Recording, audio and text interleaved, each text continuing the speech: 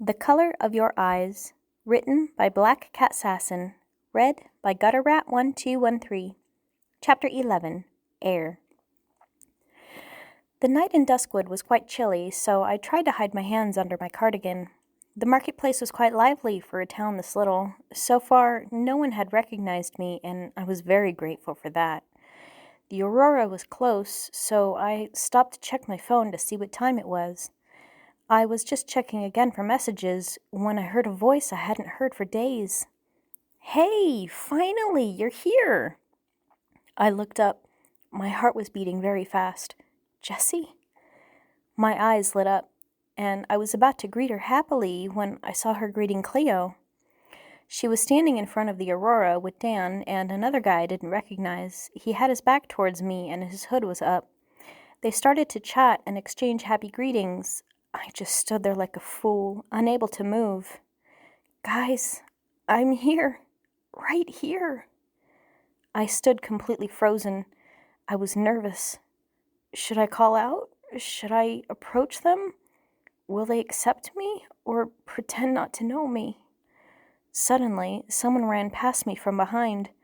I realized that it was Hannah. I would recognize that beautiful hair anywhere. I stood still in the shadows. Thomas and Lilly, who were now giggling, passed me by.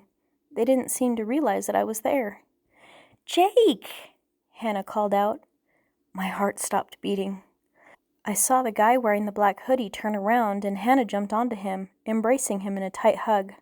The paper bag I was holding slipped through my fingers and fell onto the ground, along with the tears I couldn't stop. Jake was still here, in Duskwood, with them the entire time. Hannah hugged him tighter, and Jake hugged her back. I could only see half of his face. He was hiding it under his hood, but even from this distance, I could see him smiling happily. Lilly approached the two, and she hugged Jake as well. I could hear commenting on how nice it was to finally see Hacker Boy smiling once in a while. My body started to shake.